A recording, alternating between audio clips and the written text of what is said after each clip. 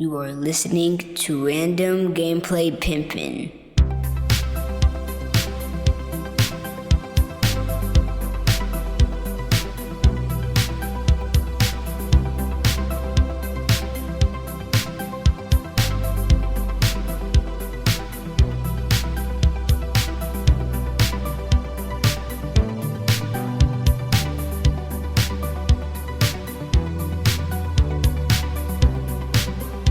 What is going down? What is going down? It is your boy, Studio MacGyver, and you are listening to Random Gameplay Pimpin'. If you're new to the podcast, welcome to the show. If you are a fan of anime, nerd culture, and video games, guys, you came to the right place because we talk about all of that shit here. This is podcast episode number 356, and this is going to be a different kind of podcast, just a little bit. And the reason that is because something happened. The news came out this past week, and I want to talk about it, and go into some details and just talk about, feelings and how important this was and it is to a lot of people. And I'm talking about Akira Toriyama.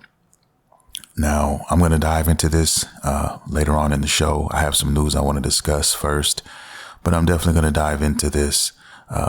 If you guys have been hiding under a rock, if you guys didn't know, Akira Toriyama has passed away at the age of 68 years old. Okay. And apparently he's been gone since March 1st, and the news just kind of hit the airwaves maybe a week later. And I think the reason why that was, after digging a little bit, I found out that, it was his family who decided to make that happen because he's such a polarizing figure, and they wanted their privacy, and they wanted to mourn, and they wanted to have their ceremony and stuff without all the fuckery and stuff that goes, when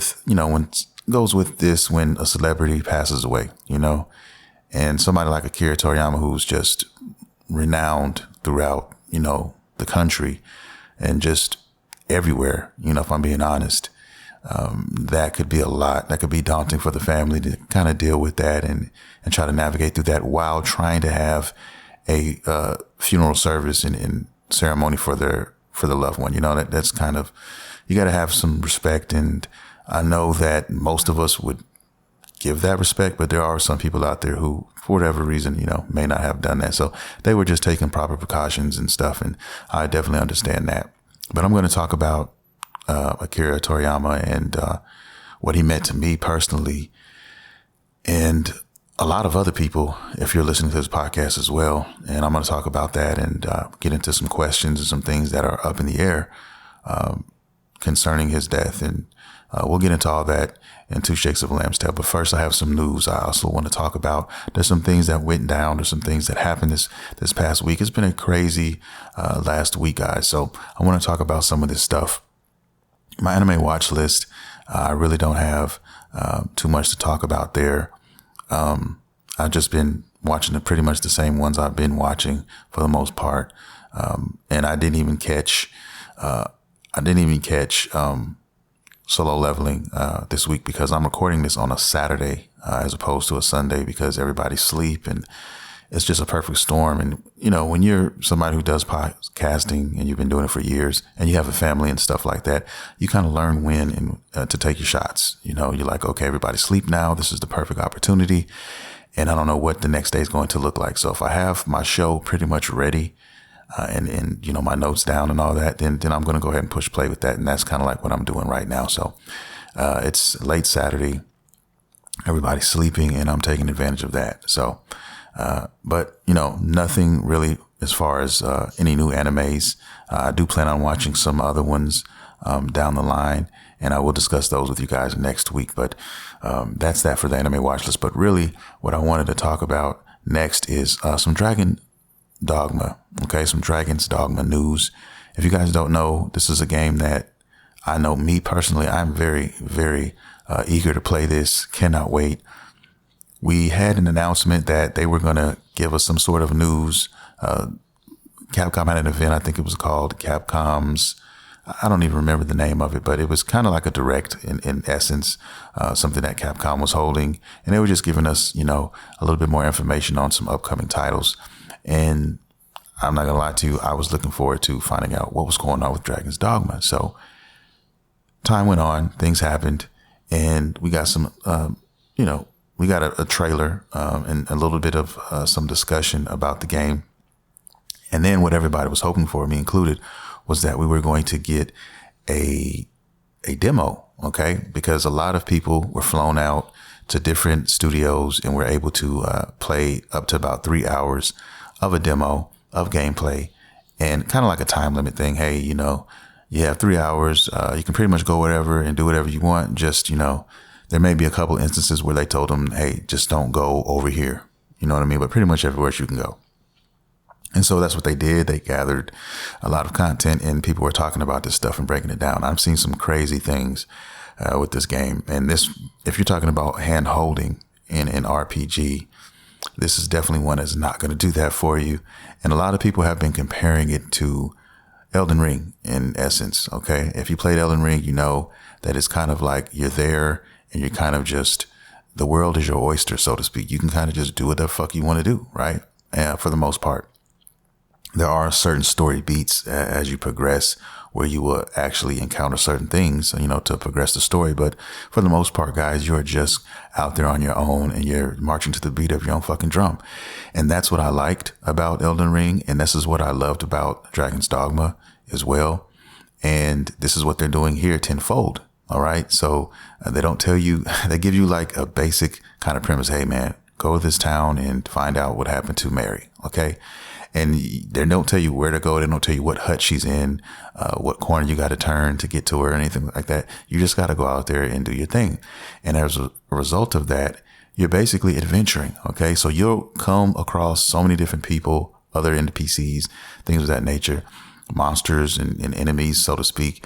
And it's up to you to decide if you want to be iron-willed about that destination, or if you want to just tackle what comes your way. And most of us are going to end up doing the latter, because that's just the fun thing about doing that. You know, you run into a monster, you talk to another NPC and they tell you about this or about another weapon. And you're like, yo, you know, that sounds kind of cool. I might want to go tackle this first, you know, and that's the cool thing about adventuring. You know, you never know what you're going to get. And a lot of these YouTubers also stated that, you know, a lot of these guys went on the same set path. In other words, give you an example. They were on a road. Okay. Because of course in this game you have main roads and you have just, you can just take a detour and just go wherever. Right. So they take the main road, and they encountered, you know, said monster looking for food and attacking a smaller monster, and then shit got out of hand. Okay. That's one instance. And then another YouTuber who played it said they were on that same path and something else completely different happened. Okay. They stumbled upon a small, you know, settlement. And before they did that, they also encountered a griffin.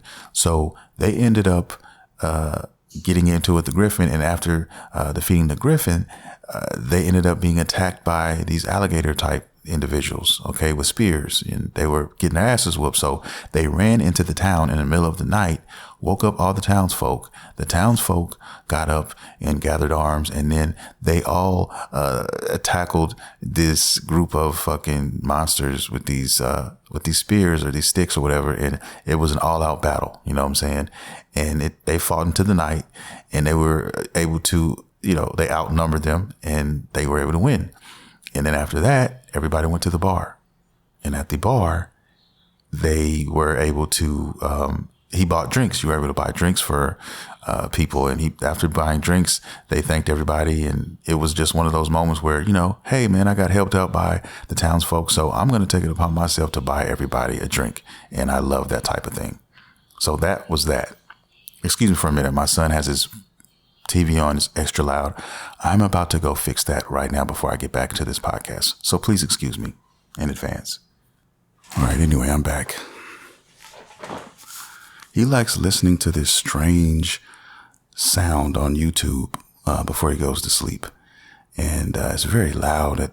Cell phones now have super saying volumes. I mean, you could turn that shit up halfway and you can hear that shit all the way into the other room. And that's crazy. These speakers are getting ridiculous. But anyway, those are some examples of what you can do, or what would happen to you in Dragon's Dogma 2. And no two adventures will be the same. No two encounters will be the same. So that's the beauty of it all. Plus, there's like over 1,000 NPCs throughout the world that you can, get involved with, maybe relationships, maybe just missions and quests and things of that nature. So it's just so many things to get into, guys. That's a lot of stuff, man. That's all I'm going to say about that. But yeah, we got that information. And then everybody was hoping for the demo, but we didn't get the demo. Okay. We did get a character creator, which was awesome. And that's cool because they kind of let everybody know, hey, all these YouTubers that you guys may know, they have created their own NPC. Okay. And they put them into the game. So you can actually go seek out these individuals and you can have these pawns for your own party if you would like to. And that's the thing, the pawn system. So they gave us like 5 slots for pawns and then 5 slots for the main Arisen character. So you can make 5 different characters. And all you can make 10. So you can do 5 Arisen and you can do 5 pawns. And pawns are the characters that follow you and kind of are with you throughout your adventure. Okay. And then, of course, the Arisen is the main character. So they were able to let us try that out. We got a chance to see how in depth the creator was. And I've made so far, I think 5 characters. I plan on making all 10, just messing around with the stuff. But yeah, I've seen some crazy characters, man. I've seen a lot of different stuff and people get real creative. I've seen vampires. I've seen some dope stuff. So yeah, man, I'm very excited. I did make my main character. I made a couple of Arisen characters. I made one who was Beastren, which is the new race that they have in this game. And it's kind of like half man, half beast. And then I made a human character. I gave him pointy ears and he looks awesome. He looks like he's not fucking around. And he definitely looks like some sort of assassin kind of like character. So that's going to be my main character going into my first playthrough. And then I created a couple characters for my pawn. And I think I have my pawn as well.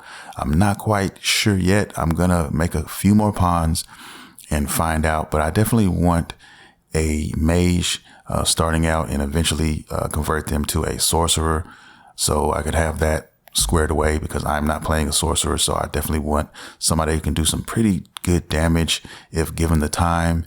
And if you let them cook, they can do a super catastrophic amount of damage, if you let them cook and do their thing. So definitely want that. They were awesome in the first game as well. So yeah, we're definitely going to go that route. And I think I'm going to go Thief as far as my character. That's going to be his main thing. And eventually, if I can get the warfare, I guess if I can get that, then vocation, I will definitely integrate some magic archer into that as well. So that's kind of like what I'm kind of going with. I just love that class. I had it and I played with it in the first Dragon's Dogma, and I just love those dual blades and stuff. And if I have to pick a third one, it will probably end up being something like, I don't know yet. I don't know. I'm going to have to just wait and see because we don't know what else these guys are hiding from us or what else is to be discovered. But those for sure are the ones I want starting out with. So, I'm going to really commit to the Thief and get a lot of those under my belt. And then also, like I said, the Magic Archer, because it also has more of a support theme going behind it this time around. So yeah, really intrigued, really excited to play this game. It's only 2 weeks away, guys. March 22nd. I cannot wait.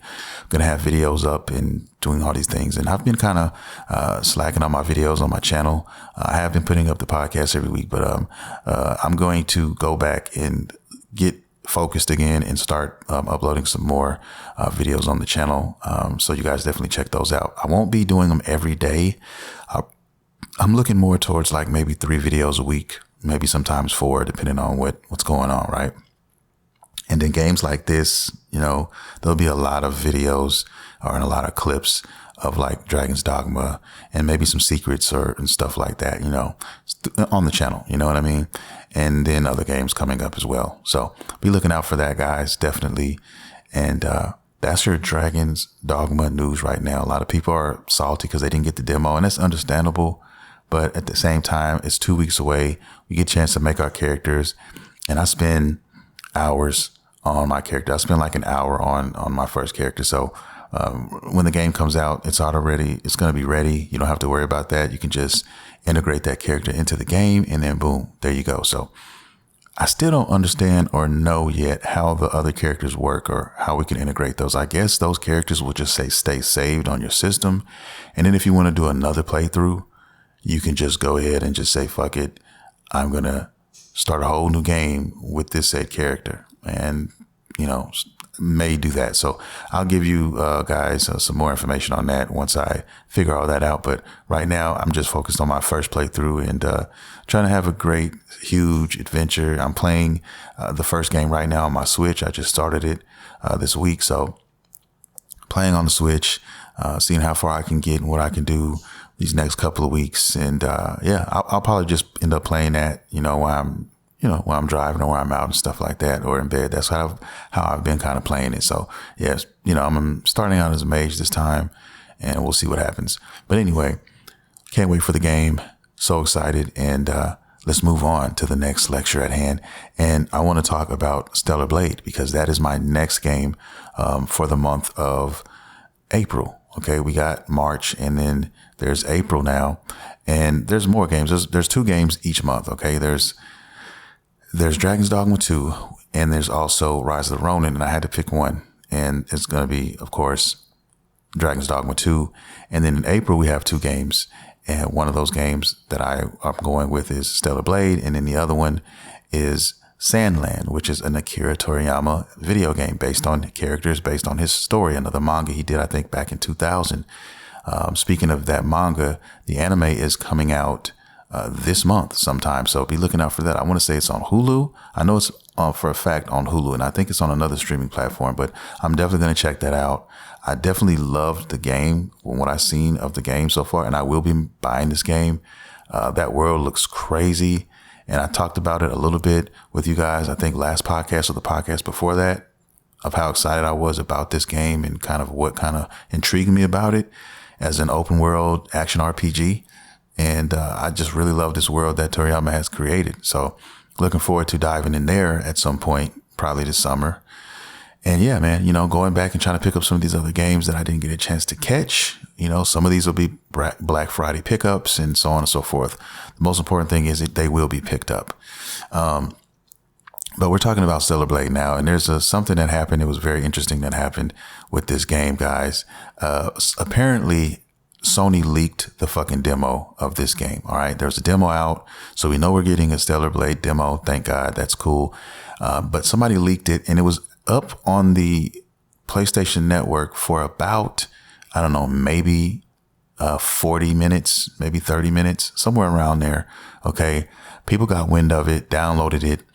Some people who are really smart about it went ahead and disconnected their internet connection to their PS5s, and Sony basically came in, realized they made a mistake, and did an update where basically if you had the game on your fucking system, you weren't able to play it. They basically wiped it off your system. Okay. So the people who had their PlayStation 5s disconnected, they were still able to play the game. And that's why if you go online and you hit YouTube up, you'll see all kinds of videos with people who actually made it, and they were able to download it in time and keep it and play it without it being stripped. And in my personal opinion, I think the damage has been done, and I think they need to just go ahead and give us the fucking demo and just put it back out. That's just me. But, people get stubborn, and it is what it is, and they're probably just going to hold it till when they were supposed to drop the demo, which is probably sometime in early April, maybe late March is when we probably get that demo. Okay. Typically these demos come out about a month before the game comes out. Certain companies do different things, different timeframes, like Capcom, for instance. They get theirs, they like to put their demos out a couple weeks before the game comes out. And if you go back in their history, that's how they've done it. Devil May Cry, all the other Resident Evils that's come out. It's all been about a 2-week window.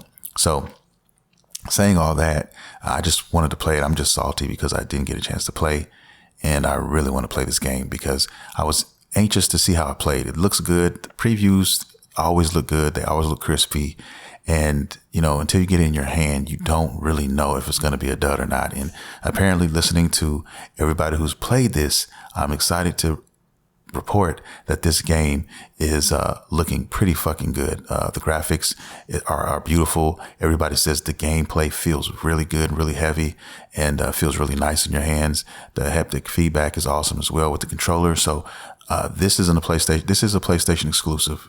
This is definitely day one for me, and I can't wait to play this. And I'm so glad we got a demo, and I can't wait to play it for myself. But it's just got so many things that kind of go neck and neck with one of my all-time favorites, which is Nier Automata. As far as the soundtrack is concerned, I mean, I've heard the soundtrack. The soundtrack is breathtaking, and it's by the same people who've done the Nier soundtrack, of the Nier games. All right.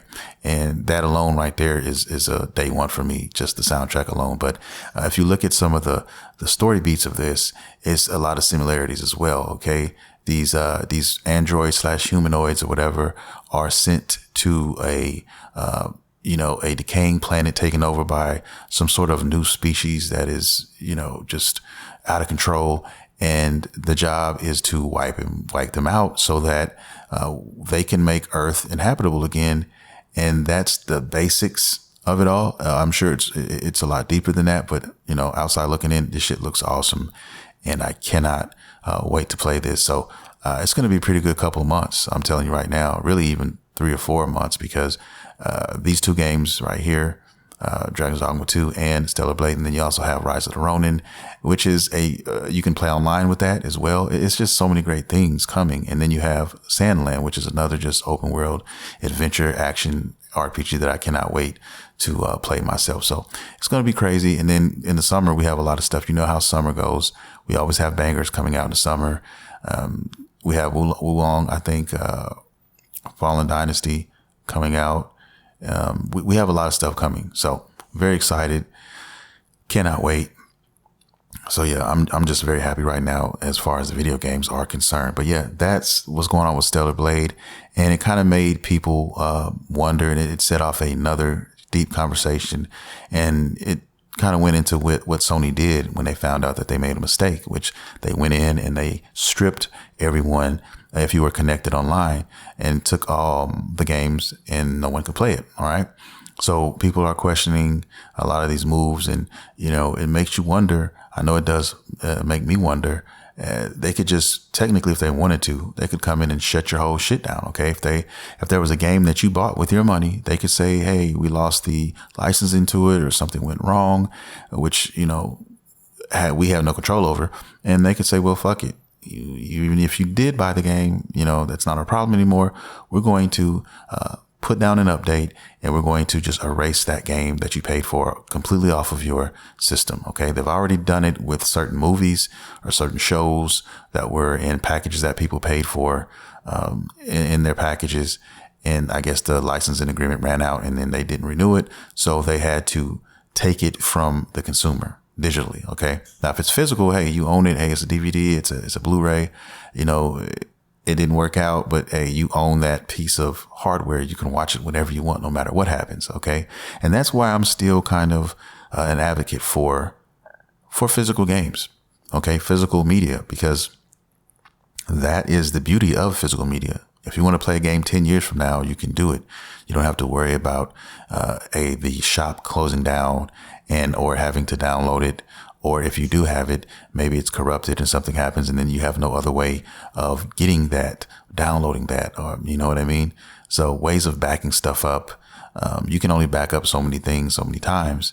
But even then, that becomes a problem when you're trying to do it for stuff like this PlayStation 5 and even PlayStation 4, depending on what you're trying to do here, So it makes people wonder, scratch their heads, and I definitely am concerned about that. As far as, games that we've paid for, games that I own digitally, what's going to happen to those games 5-10 years from now if I want to play those, and if we don't have the PlayStation Network anymore. We have something completely different, and they didn't make a way for us to get access to those games. Maybe they just say, fuck it, guys, you're going to have to wipe the slate clean and just kind of do, start anew, and we're moving on from this day forward. All those other games and all those other things, you have to kind of just put them behind you. I don't think that's going to make a lot of people happy that they made a digital purchase when that time comes, if something like that were to happen. So it is what it is. And it's just something to think about if you guys are downloading a lot of digital stuff, which I have done and probably will continue to do. And some games are digital only anyway. I mean, Helldivers. You also have Alan Wake 2, which is one that I really want to play, and I'm going to have to download it because I there's not a physical available. So when I do want to buy that, I'm going to have to make room and download that. So it's just things like that you have to be wary of. And I'm just keeping it real. But anyway, that's the news on Stellar Blade. Keep you guys posted though. I definitely want to play that demo. Cannot wait. Oh my God, the ass and titties. Excuse my language, but man, they purposely went out and did this. And the creator was saying that they wanted to give us somebody to look at that was breathtakingly beautiful. And, you just want to go out there and kick ass and all those things. And, I can't hate them for that. It's just so anime. It's so, it is. You gotta love it. But anyway, now I want to talk about the man, the myth, the legend, Akira Toriyama, man. And this news shocked a lot of people. A lot of people were kind of just surprised. I mean, when I got the news, I was driving and I had to fucking literally pull over and call somebody. I felt like I had to call somebody. So I called my best friend. He didn't answer. Then I called my girl, who doesn't give a fuck about anime. I just started getting her to watch anime, and so it doesn't hit like it hit me, or like maybe some of you guys listening to this. And when I told her it was who he was, because she didn't even know who he was, and she said, "Oh shit, I'm so sorry, baby." And because she knew at least how I felt about Dragon Ball. She knows I'm a super Dragon Ball fan. She knows all the stuff I've bought over the years, all the stuff I have, all the figures, all the statues, all the just games, and just everything about Dragon Ball, the movies I went to go see. She knows about that. And, it's just something that it shocked a lot of people, and a lot of people are still feeling. It fucked my whole day up. My day was very, very bad. When I heard that news, I just kept thinking about it, still think about it now. And anytime I see Dragon Ball, anything, it's going to pop in my mind. Like, he's not here anymore. And it's got me asking a lot of questions, man, as well. I was 17 years old when I first saw my first episode. And from that point on, it lit some sort of spark inside of me. And Toriyama is responsible for so many things. Me learning how to draw, because all I did was his art. Okay. I know his art like the back of my hand. I mean, just everything from Dragon's Quest to Toe Ball, to Sandland and everything else in between. I love his art style. And he, Dragon Ball just changed a lot of people's lives. They really did. And it means a lot to me. It's very special to me. I literally have 3 tattoos of 3 different characters on my fucking body. So it's not a game over here. I mean everything I say. And I just don't know what else to say. I'm just speechless, still even thinking about it now. He left a mark, man. He really did. And this will definitely live on, okay, for years and years and years to come. It will definitely live on. He introduced me to anime. Like I would not be an anime fan if it wasn't for Toriyama. He's the one who introduced me to Dragon Ball. And then I just had to decipher the difference between anime and just regular cartoons that I used to watch, like He-Man and Ninja Turtles and things of that nature. Those shows were, they were like, okay, you tuned into one episode and then they had an issue, they had a problem. And by the end of the episode, they solved that said problem, right? And then the next week, when you saw another episode, it was a completely different episode. It wasn't in succession. It wasn't one after the other. It wasn't a saga, if you will. Anime are like saga. So they're like shows. They're continuing. Characters grow. Some characters die. Things change, and you get to watch that progression as time goes by. They grow up. They have children, so on and so forth. And this was something that was a shock to me at the time because I didn't realize that cartoons, so to speak, did that. And I had to decipher between the difference between cartoons and anime. It was just really a special moment in my life and a time where I was just discovering this stuff. And as I learned more about it, I started stumbling upon other animes and movies and things of that nature. And then I just was like, wow, this shit is real. I want to know more. I want to live in this world. I want to bask in it.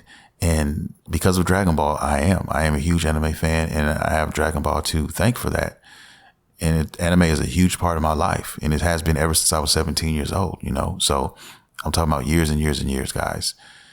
And it'll never change. That is one of my favorite pastimes. Anime will always be that thing that I love to sit down and watch, and love to do, and love to hear about news, and love to see new things coming out. You know what I mean? And I just love it to death. So thank you, Toriyama, for giving me that. And you will always be missed. You will always be loved for that. And you always have a special place in my heart. No cap. I mean, that 110%. Every time I look at my body, my tattoos, every time I look at my collection, every time I see an episode, every time I see a picture, anything, it's just, you'll never be forgotten. He definitely did something very special, and his legacy will live on forever. I think his legacy will live on forever, as long as our minds could fathom it. I feel, and there were so many things left undone, and that's the other thing I wanted to kind of talk about, because he had multiple projects in the works, guys. He had the Daima series in the works, where, if you don't remember, it's where everybody became kids again. And I mean, I guess the goal was trying to find out how to get back to adulthood. It was more, to it, but that was the premise of it. There's a lot of stuff that still needed to be done. And then everybody was, of course, wondering about Dragon Ball Super. Was that going to return? Any more movies were in the works? Were we going to see any more movies? There were so many things left in the air. And then Sandland, his project now, he wanted to bring out, and that's coming out. So that, I think's not going to change. I think that's still set to release when it's supposed to. And I'm definitely looking forward to getting into that and learning about that world and those characters and stuff, and actually playing that game, definitely. And a lot of stuff I think is going to go up in price as well, like that type of stuff. I was thinking about pre-ordering the collector's edition of that, and it's probably already sold out now with this news, and rightfully so. But yeah, man, it's going to be a quest in itself to figure out what's going to happen next, because I know his right-hand man, his understudy, Toyotaro, had a lot to do with a lot of the stuff in recent years with the Dragon Ball franchise and everything. And I'm just anxious to know what's going to happen next. Like, we don't know yet. This stuff is just all in the air. So I'm sure we'll get news as time progresses, and we'll find out, what direction they're going to go in. And maybe we still get Daima. And we probably will, because I think that's something Toriyama wanted to do. And I think they're going to respect him and make that happen. But after that, beyond that, we don't know what he had planned for Dragon Ball. Okay. For Super or beyond that. And I'm really anxious to know where that's going to go, or if anything, if anywhere. They may choose to say, you know what, out of respect for him, in this way, we choose not to move forward with anything else Dragon Ball Super related. After Daima is over, I think we're gonna hang it up. Who fucking knows, guys? It may be put on in the freezer for years. We may not see it again for years, and then they decide, let's bring it back out, let's try it again. Who knows, man? I know that's a gold mine over there. They're sitting on it. I don't know who owns the rights. I don't know who he left it to. As far as, the copy, all of the technical stuff, who owns this stuff, who did he leave it to? So there's a lot of things still left in the air. And we also have Dragon Ball, the Dragon Ball Budokai Tenkaichi, 4 game coming out at some point this year. So there's still a lot of things in the works now concerning Toriyama. We're going to have to find out together, what's going to happen next. And I'm fine with that. And whatever they decide to do, I'm going to support it 110%. We may bitch and moan. You guys heard me bitch and moan and times before when I talk about certain characters or certain directions that the series moved in and all that. And I also said in the same breath that if it wasn't for Toriyama, we wouldn't have anything to bitch and moan about. So you have to at least pay homage and give thanks for that. You know what I mean? To give somebody, to give somebody something that they love so much, they become that passionate about, where they are bitching and moaning about said character, right? In the said series, you know, and that right there is what I kind of view as being something that not everybody can do. Not everybody has that power. Not everybody has or was able to create something that astounding, you know, that outlandish to make people feel that way, you know, get goosebumps, you know, when you think about certain scenes and certain episodes or the certain things that happen in certain movies, you know, it's crazy. R.I.P. Akira Toriyama, we love you. I'm sure you're looking down on everybody now, man. Just like, I really did something here. You know, he really left a mark on the world, not just in the United States, of course, or, you know, Japan and Mexico, like everywhere. You know, Dragon Ball is loved in every country, I think. Just all over the world, man. That's special. That's fucking special, man. And I don't know what else to say. I think I'll just leave it at that, you know. This podcast used to be called Studio MacGyver's Dragon Ball and Video Game Podcast. For all the newcomers, for all the people who are just stumbling upon the show, that's what the podcast used to be. Okay. The artwork was like Piccolo meditating, and it had, you know, yeah, that's what it started. This podcast started as a Dragon Ball and video game podcast because I was such a fan of Dragon Ball. But, you know, I changed it because of all of the stuff that was going on in the world of Dragon Ball. There was a lot of dry times and moments, and I didn't want to run out of things to necessarily talk about, and I didn't want to keep going over the same thing. So I kind of converted it over for video games. And then when news came out, you know, with the Dragon Ball stuff or anime period, I would talk about it then.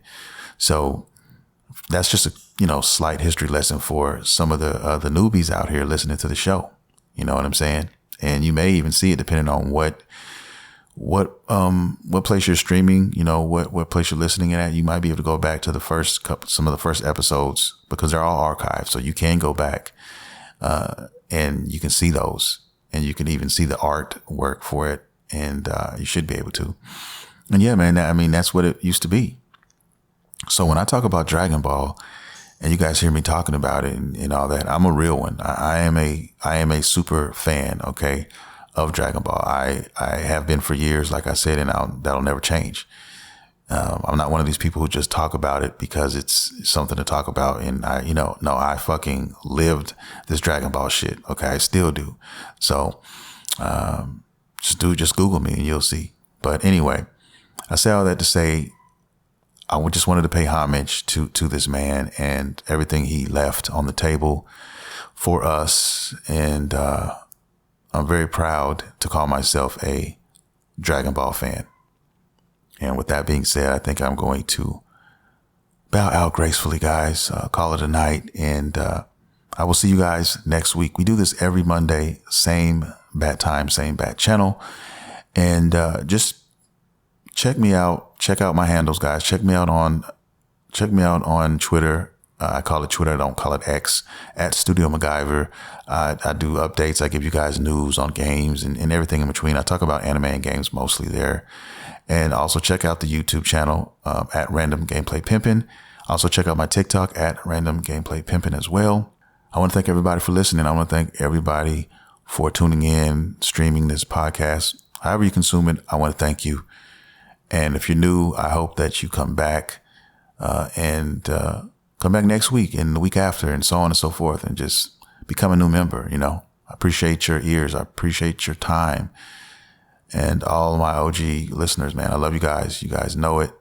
And I'll see you guys next week, man. This is your boy, Studio MacGyver, and you have been listening to Random Gameplay Pimpin'. See you next time. R.I.P. Toriyama.